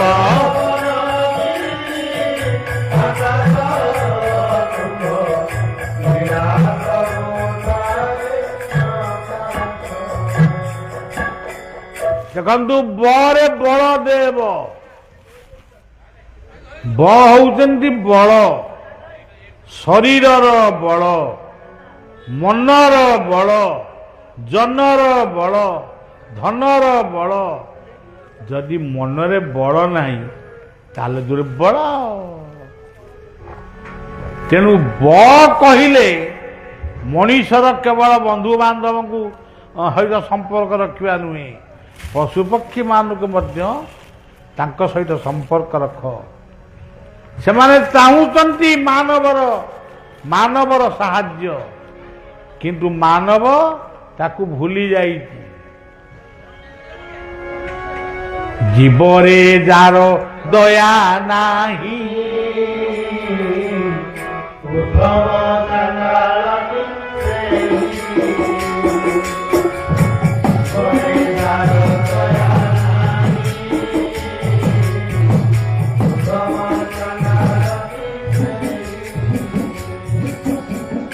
ଆମର ଜ୍ୟୋତିଷ ମାନେ ଯେତେବେଳେ ଗୁରୁ ଚାଣ୍ଡାଳୀ ଦୋଷ ହୁଏ ଚାଣ୍ଡାଳୀ ଭୋଜନ କରିବ। ମୁଁ କହେ ଚାଣ୍ଡାଳ ତ ଆଜିକାଲି ଘରେ ଘରେ ଚାଣ୍ଡାଳୀ ଭୋଜନ କ'ଣ କରିବ? ତେଣୁ ସଜ୍ଜନ, ଏସବୁ କଥା କିଛି ନୁହେଁ। ଅନେକ ଧର୍ମ ନାମରେ ଅନେକ ଅନ୍ଧବିଶ୍ୱାସ ଆମ ଭିତରେ ପଶିଯାଇଛି। ଗୋଟେ ଗୁରୁବାରେ ଜଣେ ଭୋକିଲା ଲୋକ କହୁଛି ମୋତେ ମୋ ଘରେ ଖାଇବାକୁ ନାହିଁ, ମୋତେ 100 ଟଙ୍କା ବାବୁ ଧାର ଦେଲ ନା, ଆଜି ଗୁରୁବାରେ ମୁଁ ଦେବିନି। ଘରକୁ ଗଲା, ଘରେ ପେଟଟା ଏମିତି କାମୁଡ଼ିଲା ଯେ ହେ ଶୀଘ୍ର ଆମ୍ବୁଲାନ୍ସ ଡାକ। ତାକୁ ମେଡ଼ିକାଲ ନେଲେ, କଟକ ମେଡ଼ିକାଲ। ଆଚ୍ଛା ସେଠି କ'ଣ ହେଲା? ଆମ୍ବୁଲାନ୍ସକୁ ସେ ପଇସା ଦେବନି? ଯେଉଁ ଡାକ୍ତର ପ୍ରେସ୍କ୍ରାଇବ୍ କଲେ, ପ୍ରେସ୍କ୍ରିପସନ୍ କଲେ, ତାଙ୍କୁ ପଇସା ଦେବନି? ଗୋଟେ ଗରିବ ମାଗୁଥିଲା ଖାଇବା ପାଇଁ, ତାକୁ କାହିଁ ମନା କଲ? ତାକୁ କାହିଁକି ମନା କଲ? ଲକ୍ଷ୍ମୀ ପଳେଇବେ ଆଉ ଏବାକିଆ ଲକ୍ଷ୍ମୀ ଘରକୁ ଆସିବେ। ଏଇଭଳି ଅନ୍ଧବିଶ୍ୱାସରୁ ଦୂରେଇ ଯାଅ। ପତିଘରା ମା ମାନଙ୍କୁ ସମ୍ମାନ ଦିଅ। ବାପ ମାଙ୍କୁ କାନ୍ଧରେ ବସେଇକି ନଉଛ ପୋଡ଼ିବା ପାଇଁ ଶମଶାନକୁ, ମଧ୍ୟ ତାଙ୍କେ ପିଇଛ। ଇଏ କ'ଣ ଧର୍ମ? ନା ଧର୍ମକୁ ଆଖି ଠାର। ବାଲ୍ୟକାଳୁ ଧର୍ମ ଧନ ମୁଁ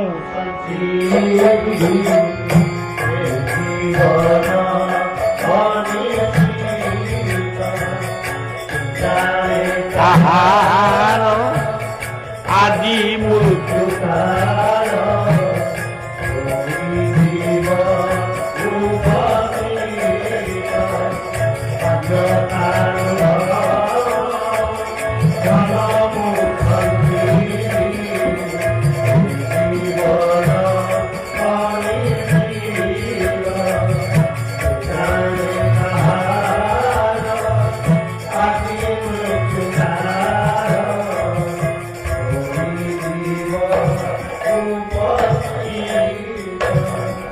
ବାବୁ ମରିବା ପାଇଁ କେତେବେଳେ ଚାହିଁବନି।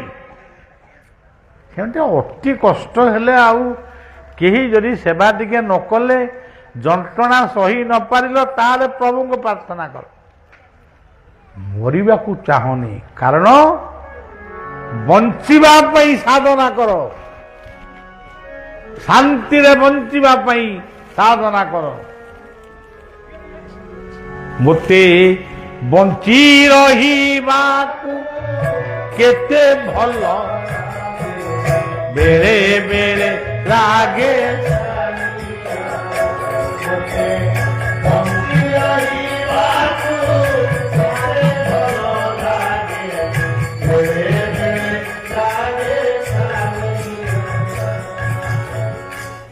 ତେଣୁ ବଞ୍ଚିବା ପାଇଁ ସାଧନ କର। ଆଜିକାଲି ଅନେକ ଜାଗାରେ ଆପଣମାନେ ଦେଖିବେ ଆତ୍ମହତ୍ୟା କରୁଛନ୍ତି। ସେ ଜାଣିନାହାନ୍ତି ଆତ୍ମହତ୍ୟା କରିବା ଲୋକ ହିଁ ଅସୂର୍ଯ୍ୟା ନାମତେ ଲୋକା ଅନ୍ଧେନ ତମସା ବୃତା। ଯେଉଁମାନେ ଆତ୍ମହତ୍ୟା କରନ୍ତି ସେମାନେ ପୁନର୍ଜନ୍ମ ପାଇବା ବଡ଼ କଷ୍ଟ। ଆଉ ଯଦି ବି ପାଆନ୍ତି ନିଚ ଯୋନିରେ ଜନ୍ମଗ୍ରହଣ କରନ୍ତି। ମରନା, କାହାକୁ ମାରନା, ମରନା କି ମାରନା। ମରିବା ପାଇଁ ଯୋଉଦିନ ଆଦେଶ ଆସିବ ମରିବ। ତମେ କାହିଁକି ଦୌଡ଼ା ନଗେଇ ମରୁଛ, ପୟଜନ ଖାଇ ମରୁଛ? କାହିଁକି ମରୁଛ?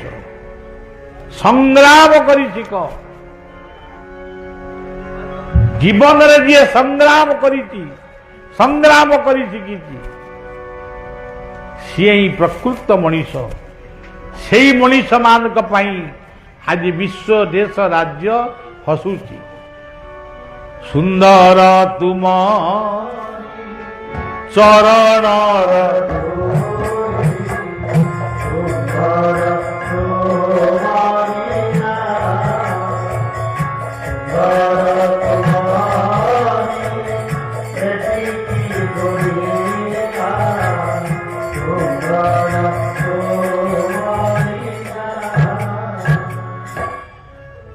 ସଜ୍ଜନ, ସୁନ୍ଦର ବିଶ୍ୱ ଆଖି ବୁଝିଲେ ଆଉ ପାଇବ?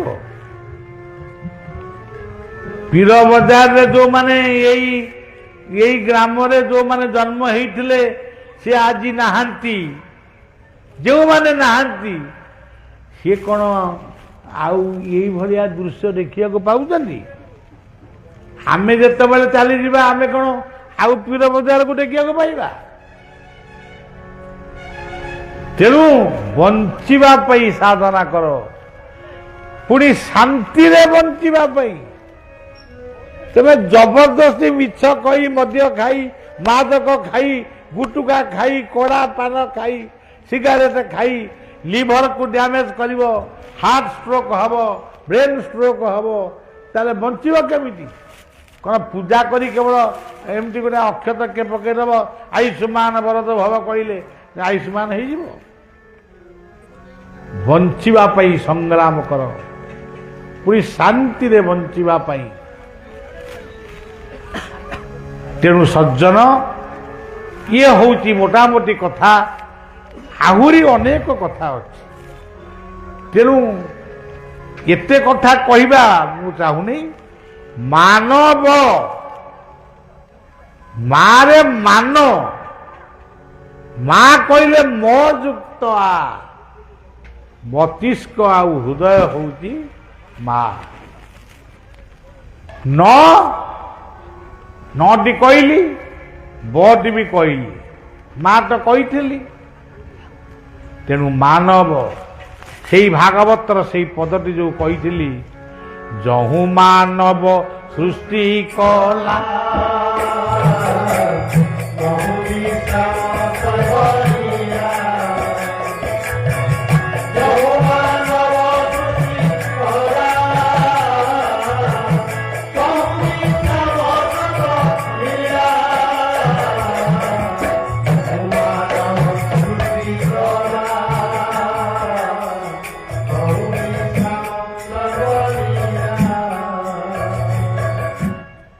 ତେଣୁ ଯେତେବେଳେ ମଣିଷ ସୃଷ୍ଟି ହେଲା, ଭଗବାନ କହିଲେ ମୁଁ ଟିକେ ବିଶ୍ରାମ ନେବି।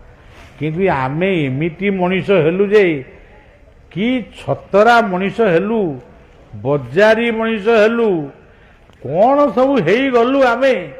ଆମେ ଭଗବାନଙ୍କୁ ଶୁଆଇବୁ କ'ଣ? ତାଙ୍କ ଚୁଟି ଧରି ଉଠେଇବା ପାଇଁ ଚେଷ୍ଟା କରୁ। ତେଣୁ ସଜ୍ଜନ, ଆମର ସବୁଦିନେ ତାଙ୍କର ଗୋଟିଏ ଦିନ। ସେ ପ୍ରତିଜ୍ଞା କରିଛନ୍ତି, ଯଦା ଯଦା ହି ଧର୍ମସ୍ୟ ଗ୍ଲାନିର୍ଭବତି ଭାରତ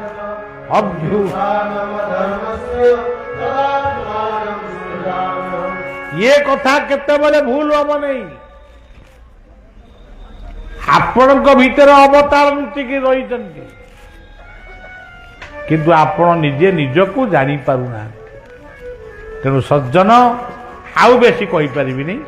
ସବୁଦିନ ତ କହୁଛି, କେତେ କହିବି। ପୁଣି ଆସନ୍ତା କାଲି ଆପଣମାନଙ୍କୁ ପୁଣି ସାଧୁବାଦ ଜଣାଉଛି। ପୁଣି କାଲି ସନ୍ଧ୍ୟାରେ ଟିକେ ଘଣ୍ଟାଏ 1.5 ଘଣ୍ଟା ପଦେ ଅଧେ କହି ମୁଁ ବିଦାୟ ନେବି। ତେଣୁ ବର୍ତ୍ତମାନ କୀର୍ତ୍ତନ ଟିକେ କରିବା। ଆଉ କେତେକ କଥା ରହିଗଲା, ମୁଁ କାଲିକି କହିବି। ଜୟ ଜୟ ରାଧାରମ।